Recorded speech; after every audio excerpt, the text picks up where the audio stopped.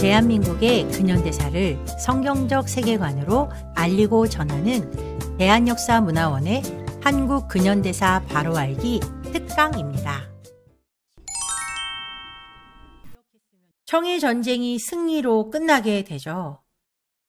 그러면서 아주 놀라운 사건이 하나 일어나게 되는데요. 청나라의 속국일 당시에 영흥문이라는 것이 있었는데요. 이 영흥문은 중국 사신이 들어오면 세자나 어떤 때는 왕이 나아가서 청나라의 사신을 맞이했던 문이었어요. 아주 사대주의의 그런 정수를 보여주는 그런 문이 바로 영흥문이었죠. 그러나 이 청일전쟁에서 일본이 승리하고 난 뒤에 이 영흥문은 허물어지고 그 뒤에 바로 독립문이 세워지게 된 거예요.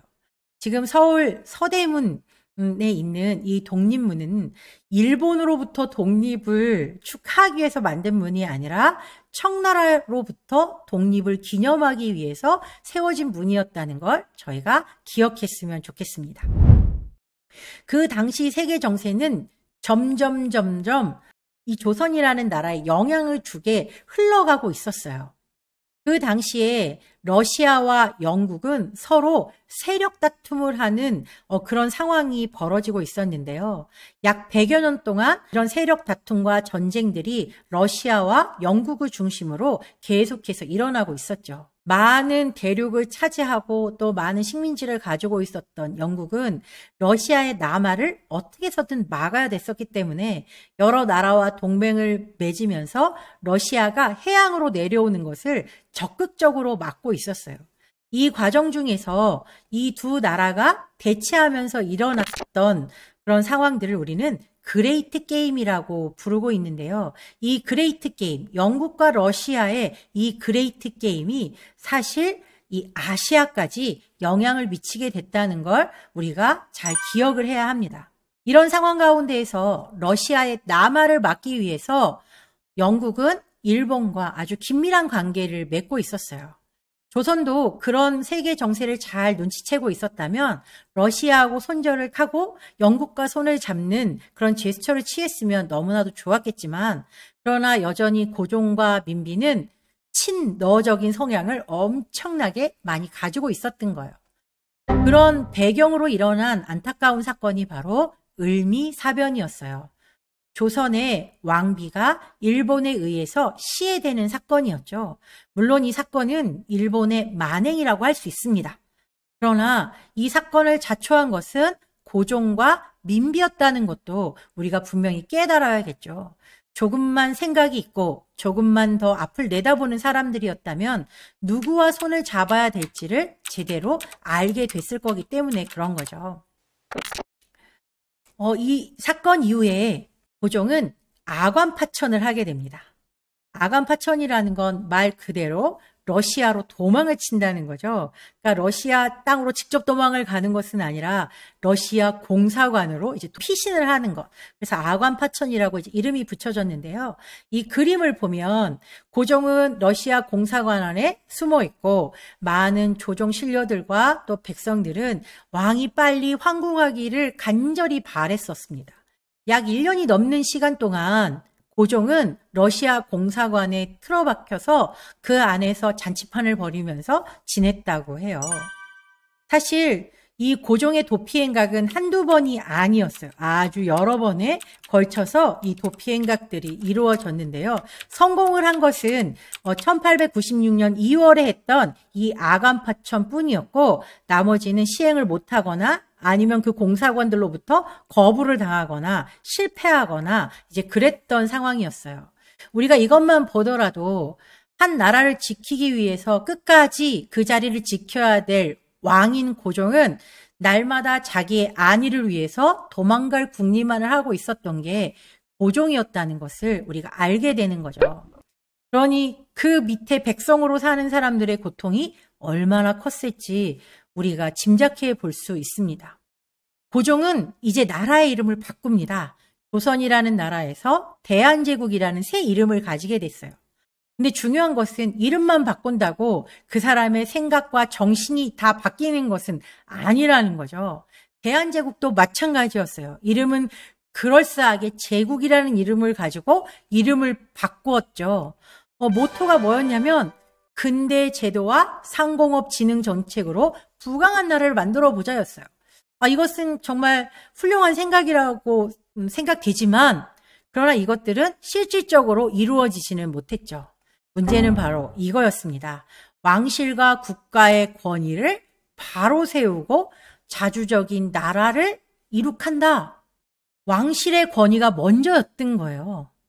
물론 나라도 중요하지만 내가 다스리는 이 왕권이 정말로 중요해. 그러니까 이 마음을 버리지 못했기 때문에 대한제국이라는 나라가 온전히 발전을 하지 못하고 몇 년 이어지지도 못해서 일본에게 나라를 빼앗기게 되는 치욕을 맞이하게 될 수밖에 없었던 거죠. 우리는 이름이 바뀌었지만 세계 정세를 바라보는 눈은 조선시대와 아무런 변화가 없었어요. 그 과정 가운데에서 일어난 전쟁이 바로 러일 전쟁이었죠. 러시아와 일본이 조선을 사이에 두고 팽팽한 기싸움을 하다가 일어난 전쟁. 그 전쟁의 피해는 고스란히 조선 백성들의 몫이었다는 걸 우린 알아야겠죠. 러일 전쟁이 발발하고 일본은 우리의 안전을 보장해준다는 이유로, 지켜준다는 이유로 궁궐 한복판에다가 일본의 군사 기지를 내어달라고 요청을 하게 되죠. 그래서 결국 우리나라 궁궐 한켠에 일본의 군사 훈련 장소가 생기게 되는 거예요. 그리고 8월이 되었을 때 한일 제1차 한일협약이라는 게 맺어지게 돼요. 이 협약을 통해서 어떤 일이 벌어지냐, 대한제국 정부의 재정, 돈 문제, 또 외교 문제에 대해서 일본 사람이 와서 고문 역할을 해준다는 거예요. 말도 안 되는 이야기가 지금 이 상황 가운데에서 벌어지고 있죠. 그런데 드라마 같은 데서 보면 이것들이 어쩔 수 없는 강압에 의해서 이렇게 됐다라고 드라마들은 이야기해주고 있는데요. 실제는 달랐어요. 한일의정서 체결 전에 1904년 2월 17일 창덕궁 후원에 일본군 12사단에게 왕이 직접 이 창덕궁 후원을 내주게 됐거든요. 근데 그 배경을 이렇게 알아보니까 어떤 배경이 있었나 나중에 이제 알게 된 거예요. 한일의정서 체결 후 3월 20일에 일본 특사 이토 히로부미가 고종을 만났는데 왜 만났는지 이제 그 이야기가 영국 외무성 문서 보존소에 이렇게 기록이 되어 있습니다. 이토 히로부미와 고종이 아련하는 장소에서는 어떤 특정한 문서는 만들어지지 않았어요. 그러나 그 장소에 참여했던 민영환이라고 하는 한 대신이 그 모든 진상을 영국 공사에게 설명하고 그 내용을 전달해 주었기 때문에 그 영국 공사관에서는 이 내용들을 잘 기록해서 문서 보관소에 여태까지도 보관을 하고 있다는 거죠. 이 문서에 따르면 이토 후작은 메이지 천황 국서를 조선 외부에 사본을 남기지 않고 직접 황대에게 전달했다. 그래서 내용은 알 수 없다. 그런데 민영환이 그날 면담 내용을 이렇게 전했다라고 하면서 그날의 내용이 이렇게 기록되어 있는 거예요. 이토 대사는 황제에게 천황의 선물이라며 30만 엔을 줬다. 그리고 경부선 철도에 고종이 가진 지분을 보장하고 향후 경의선 지분 또한 보장한다고 확약했다. 이토 후작은 같은 방식으로 50만 엔을 궁중 참석자에게 나눠주고 이번 방문 관계자들에게도 귀중품을 선물했다라고 말하고 있어요. 자, 여기서 말하는 30만 엔, 이것은 지금으로 말하면 약 400억의 가치가 있는 돈이죠. 이미 을사늑약 전부터 고종은 돈을 받고 나라를 팔아먹은 자였다는 걸 우리가 분명히 알아야 되는 거죠. 그리고 러일 전쟁이 끝나고 나서 드디어 을사늑약이 체결되게 되는데요.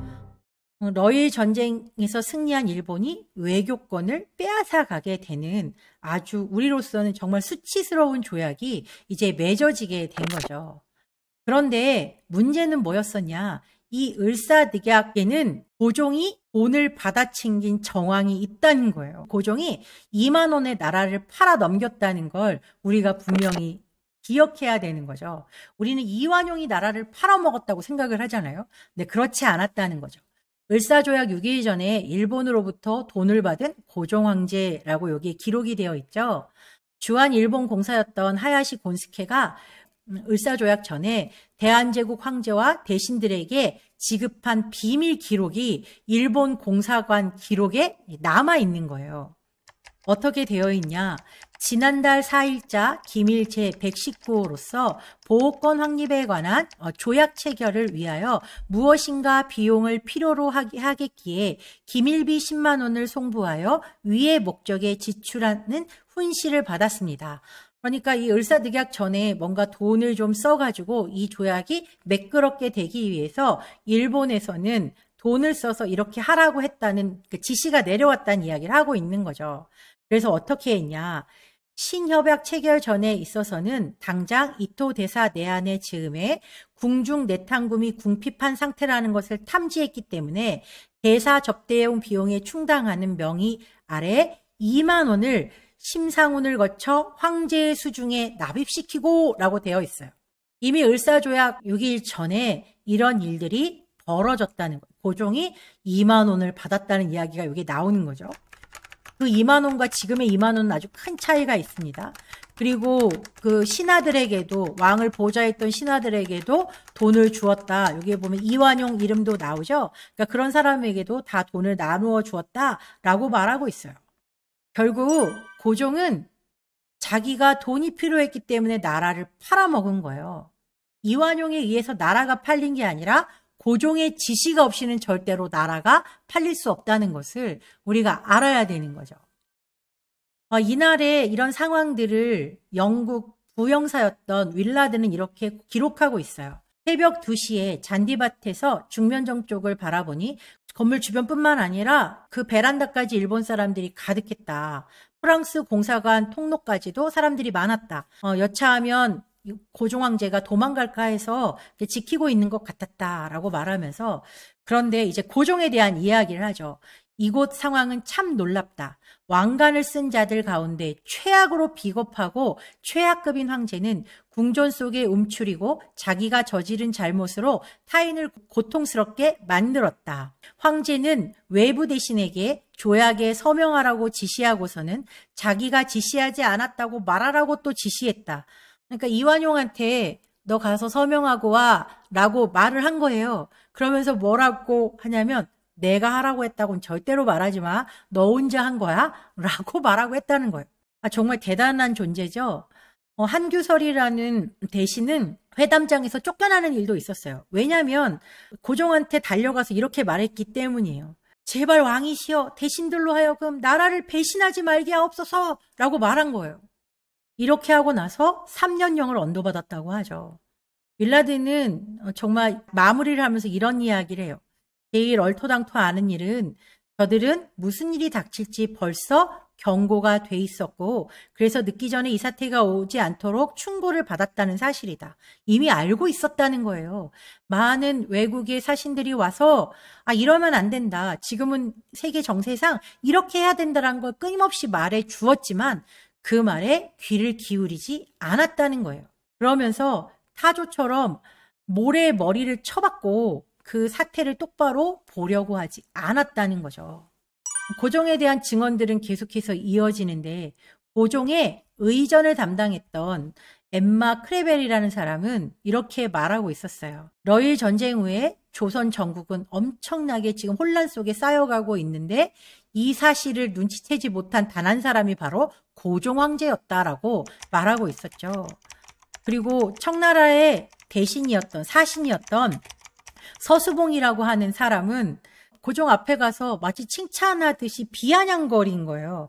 청나라는 매간매직을 한 지 10년도 안 돼 천하가 큰 난리를 겪고 위태롭게 됐는데 귀국은 매간매직을 30년이나 해도 옥자가 건재하다. 운수가 왕성하고 풍속이 아름답지 못하면 어찌 그리 될 수 있겠는가. 이것은 누가 들어도 지금 비아냥거리고 비꼬는 말이잖아요.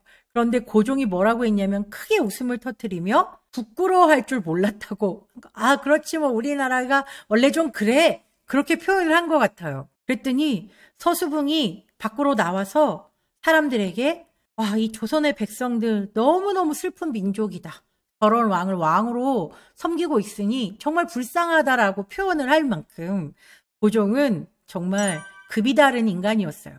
이 나라의 이러한 한탄스러울 정도의 상황은 무엇보다도 비양심적이고 부패한 관료 계층에게 그 원인이 있다라고 이제 말하고 있죠. 그러면서 이 나라에서는 거의 아무런 희망도 가질 수 없을 것이며 민중은 계속해서 비참한 상태에서 헤어나오지 못할 거다. 왕만 썩은 게 아니라 관료들 역시도 다 같이 지금 정신 나가 있다. 이제 그런 이야기를 하고 있는 거죠. 알렌 선교사의 그 이야기를 좀 더 구체적으로 보면 황제는 이 나라에서 끔찍한 해충이며 저주다라고 표현을 할 만큼 로마의 네로 황제랑 비교해도 절대로 뒤지지 않는 그런 아주 악한 자라고 표현을 하고 있고 시간을 축낸 자라고 이제 말하고 있습니다. 그래서 한국민들이 너무나도 불쌍하다라고 이제 말하고 있는 거죠. 결국 대한제국은 한일 합방으로 인해서 그 역사에서 막을 내리게 되는 거죠. 그리고 일제 식민지 36년의 시간이 이 조선의 백성들에게 지워졌던 거예요. 그러나 고종과 조선 왕실은 일본에 속해서 왕족과 공족의 지위를 노리면서 일본으로부터 연봉을 따박따박 받으면서 호의호식하면서 잘 먹고 잘 살다 죽었어요. 사실 이 한일 합방이 일어났을 때 많은 백성들이 그렇게 크게 한탄하지는 않았다고 해요. 왜냐하면 고종보다 더 악한 상황이 있을까라고 사람들이 생각을 했던 거죠. 이만큼 왕 하나가 잘못 세워짐으로 말미암아서 조선의 백성들에게 드리워진 이 종의 몽에는 너무나도 무겁고 그 백성들 스스로 절대로 벗어날 수 없는 고통의 멍에였다는 걸 우리가 기억하면 좋을 것 같습니다. 고종은 나라의 안위보다 자신의 안위만을 생각한 왕이었고 백성들의 고통은 철저하게 외면한 왕이었습니다. 자신의 욕심만 채우는 왕, 세계 정세를 파악하지 못하고 나라를 망하게 한 정말 대한제국 멸망의 원흉이었던 게 바로 고종이었죠. 그러나 그럼에도 불구하고 백성들에게는 왕을 선택할 수 있는 권리가 없었다는 거죠. 이게 조선의 백성들에게 드리워졌던 종의 멍에였다는 것을 우리가 반드시 기억해야 합니다. 우리가 공부한 내용을 한번 정리해 보도록 하겠습니다. 바른 역사를 공부하는 목적, 그것은 역사의 주권자이신 하나님을 알기 위해서 우린 역사를 공부한다는 것을 분명히 밝혔습니다. 또한 역사를 통해 과거의 잘못을 되돌아보고 실수를 반복하지 않기 위해서, 또 그러므로 말미암아 더 나은 미래를 준비하기 위해서 우리는 역사를 공부하는 것이고, 대한민국의 정체성이 무엇인지를 바로 이해하기 위해서 우리는 대한민국 근현대사를 공부하는 것입니다. 더 나아가서 조선 백성들에게 쓰여졌던 종의 멍에, 여러 가지 멍에가 있었죠. 그 중에서 오늘 우리가 공부한 것은 왕정 제도였어요. 그런데 지금 대한민국 국민이 누리고 있는 특권은 무엇일까요? 바로 국민 주권이라는 것이죠. 조선시대까지만 해도 없던 이 놀라운 국민 주권이 오늘 우리에게 선물로 다가온 것은 대한민국이라는 나라가 자유민주공화국이라는 정체성을 가지고 있기 때문이라는 것. 우리가 그것에 감사하면서 조선과 이 대한민국의 역사를 비교해 가면서 오늘 우리가 누리고 있는 자유의 소중한 가치에 대해서 감사하기를 간절히 소망합니다. 오늘의 공부는 여기서 마치겠습니다.